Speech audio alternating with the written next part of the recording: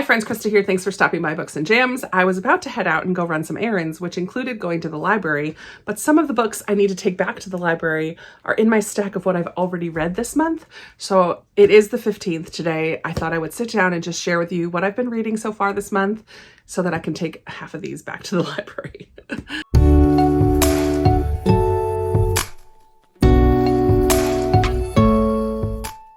So far this month, I have completed 6 books and I am in the middle of 2 other ones. So I'm just going to run through what I've read and what I thought about them. 5 of these 6 are audiobooks. So I had quite a drive. I'm going up to my mom's at the beginning of the month. It's about a 9.5-hour drive, which means lots of fantastic audiobook time. So on the way up to New York, I started by reading Float Plan. In June, I did a shelf spotlight highlighting yellow books, and this is one of the ones that just felt like a summery read. Even though it doesn't take place in summer, it feels like a summer read. It's very yellow. They're on a boat. And this one was a little more serious than I was thinking. We follow Anna, who recently lost her husband or fiance. She's just kind of racked by grief. Her life is not really picking back up and she's having a hard time moving forward. And she gets a notification one day that it's the day that they are supposed to take their big boat trip. Her fiance had fixed up a sailboat and stuff, and they were going to go on this big sailing adventure. So on that day when she gets the notification, she just decides she's taking this trip anyways without him. So she travels part of it the time on her own.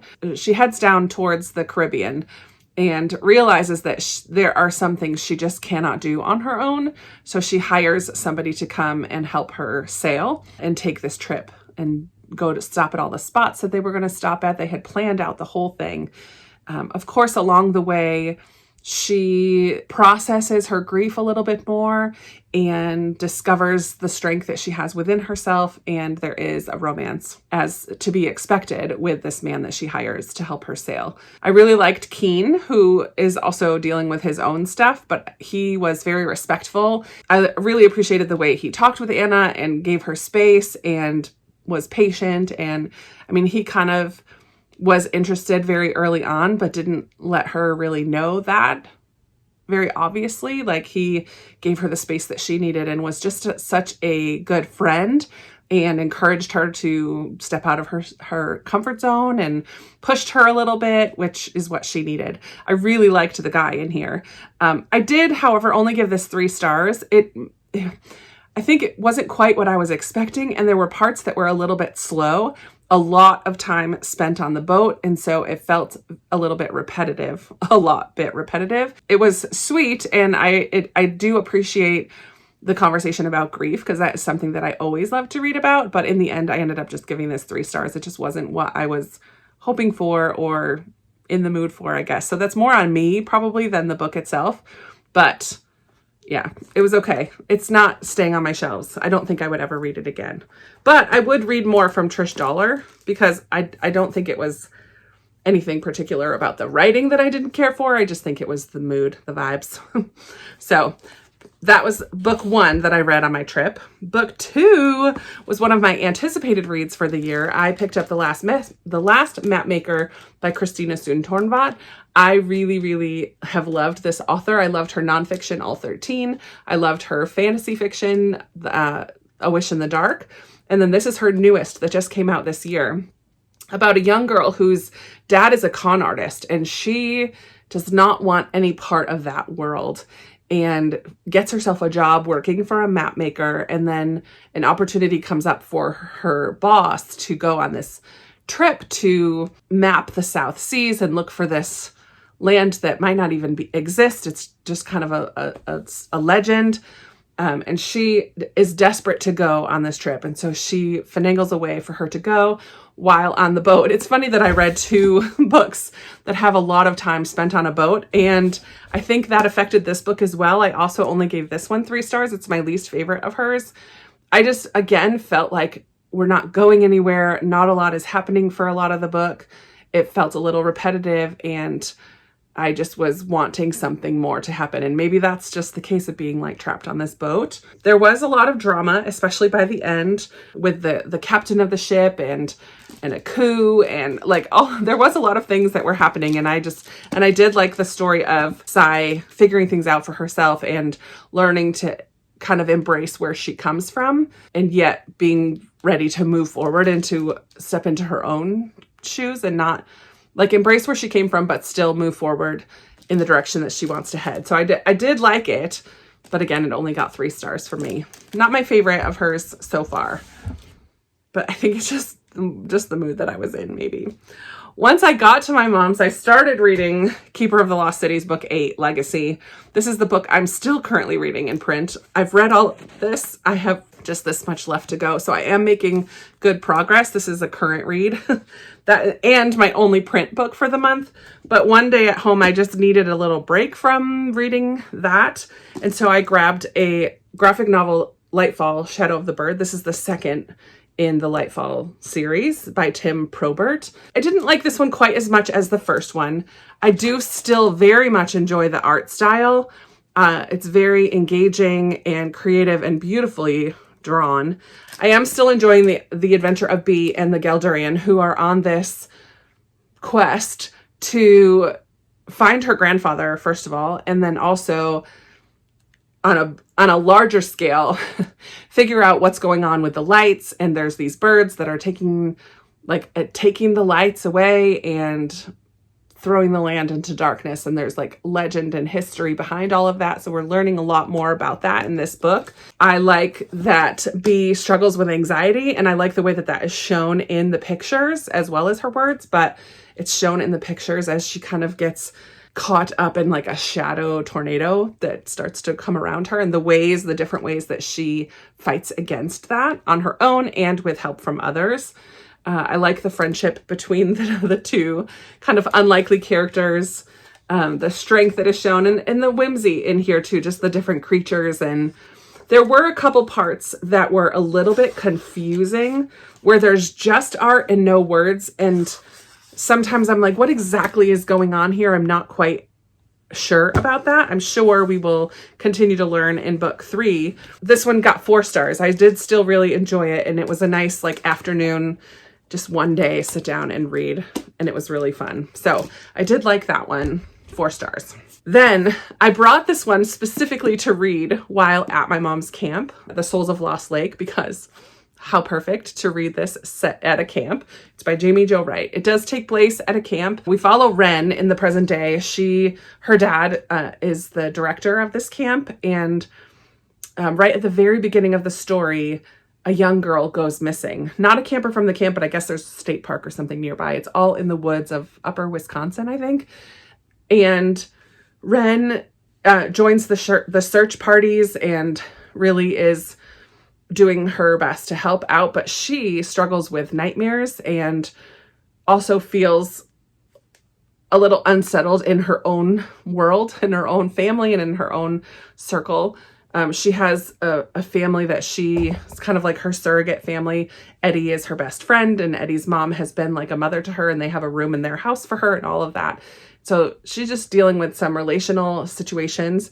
But at this camp, there is the story of Ava Coons, who, when Ava was 13, apparently walked out of the woods all covered in blood and dragging an axe. It was quickly discovered that Ava's family is completely missing, and Ava's house had burned down. So people assume that Ava is the one who killed her family. So we also travel into the past and learn about Ava and her story. She stayed in this town of Tempter's Creek, and everyone kind of kept a wary eye on her because of what they suspect that she did and accused her of. There was never any solid evidence about it, all that, but Ava never really fit in either. And then 2 people end up dead in very brutal ways, and Ava is suspect number 1. Like, she is the one that everyone thinks that it is. So Ava's story has kind of become a camp legend in the present day. And people see sightings of Ava in the woods, and it's just become this kind of camp ghost story. So the two stories are very well connected. I think Jamie Jo Wright did a great job of how she connected those two stories. There was just enough creepy that 2 times I had to stop reading it at night, but it wasn't so creepy that I couldn't handle it the next day. I'm not a big scary book person, so some of you may read this and be like, that was not scary at all, Krista. But it was just enough creepy a couple times and I'm like, oh, okay, I think I'm done for the evening. I liked Ava's story a little bit even more so than Wren's story. This is a Christian author, so this is a Christian fiction. It's not going to go totally out there. Like, even though Ava was carrying an axe and was covered in blood, like, the scenes that are a little more gruesome are not described to the degree that they could have been. Like, it's kind of not glossed over. You know what happens, but it's also not described in a way that's disgusting. And I really appreciated that too. I appreciated the faith element, and it wasn't like a beat you over the head with it. It was just as Wren is dealing with her anxiety and these nightmares and the relationships with her father and brother and with Eddie and his family, and just the ways that where she puts her trust. I just thought this was fantastic. Ultimately, I could rave about it for a long time, but I'm going to stop now. I gave this one 5 stars. I loved it. On the way home from my mom's house, I did pick up another Catherine Ray book. She's an author that I want to read all of her books this year. This one is also Christian fiction. This is the Bronte plot. Interesting. This has a connection to The Last Map Maker, because in this one, Lucy also has a family legacy of being con artists. She never really had a big connection with her father, but knows that this is the lifestyle he lives of being a con artist. So she has found herself in a job working with rare books. And throughout the story, she realizes little ways that she has let this con artist way of thinking infiltrate into her own life, and she doesn't like it at all. She works with a interior designer, but in particular with the rare books that he also sells in his shop. And she helps him acquire different art pieces and different things like that, and uses some of these con artist skills that she has learned in her life in her workplace, where her boss is the total opposite and wants to run things with complete integrity. Through her job, she meets James, and they spark up a relationship and a friendship, and they become a couple. And James learns one day about her deceptive ways, and it puts a major wedge in their relationship. He breaks up with her, but then his grandmother invites Lucy to go on this trip to London on an antique shopping trip, and the grandmother opens up about her past, and it affects Lucy and her future and the way that she handles everything, and Lucy really has to come face to face with her past in order to fully move forward. So it's a little bit slower, very much more character based than action and plot based, but it was decent. It was fine. I think I also gave this one 3 stars. This is a month of 3-star reads for me so far. The final book that I finished on audio once I got home earlier this week, this was a patron pick. So one of my patrons recommended this to me. This is The Wrong Family by Taryn Fisher. This is a little bit more of a mystery thriller, I would say. And I wasn't quite sure for a lot of the story, what was actually going on. So we follow this couple, Winnie and Nigel, and their relationship, and we learn about how they met and how they got together and just the ins and outs of their marriage relationship a little bit. And we also hear from the perspective of Juno. And at first I wasn't really sure who Juno was, but she's kind of observing this family and sharing her insights on Winnie and Nigel. It was moving along at a relatively slow pace, and I just wasn't sure what was going on. Towards the end, it definitely picked up, definitely got crazy and awful. We learn about some secrets that Winnie and Nigel had been holding from each other and from everybody else in their lives. And we learn about secrets that Juno had as well. And we learn a little bit more about who she is and what is her role in this story. And it just got a lot twisty by the end. It talks a lot about therapy and people crossing the line. Both Juno and Winnie have been therapists in the past, and both of them cross the line in different ways. And that was a conversation that was in here that was just an interesting side of things, I guess. But not anything like what I normally read. Yeah, I didn't really love it, actually. I think I ended up giving this one 2 stars, and that for me is like, it was okay. I read it. I don't have much to compare it to because it's just not my typical read. I did think it was a little slower paced until the ending when it really did pick up.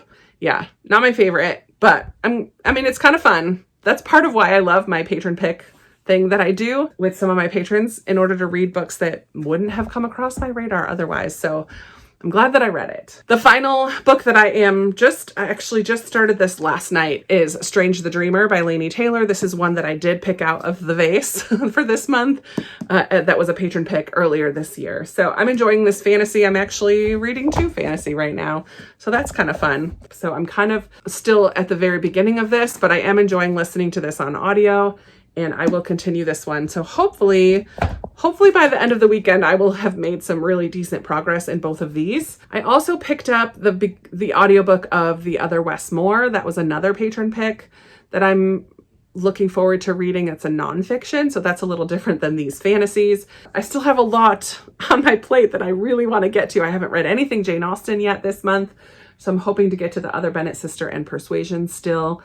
And Greenwood was my 3rd pick that I picked from the jar. And of course, The Thursday Murder Club, which is my patron book club book for this month. So I do still have a lot of reading I want to do this month. So we shall see what ends up in the stack by the end of the month. But these are the 6 that I've already completed. I would love to hear from you. How is your reading month going? Have you read any great ones this month? For sure, my favorite so far of the month is The Souls of Lost Lake. I mean, Keepers is always a favorite as well. But of the ones that I've completed, I really did like The Souls of Lost Lake the best. So that is it for me today. I would love to chat with you down below. What are some of your favorites from the month so far? How has your reading been going? You guys know I love talking with you down in the comments. Thank you so much for spending a few minutes with me today. I really appreciate you watching and listening to me ramble about books. And I look forward to talking with you in another video very soon. Bye.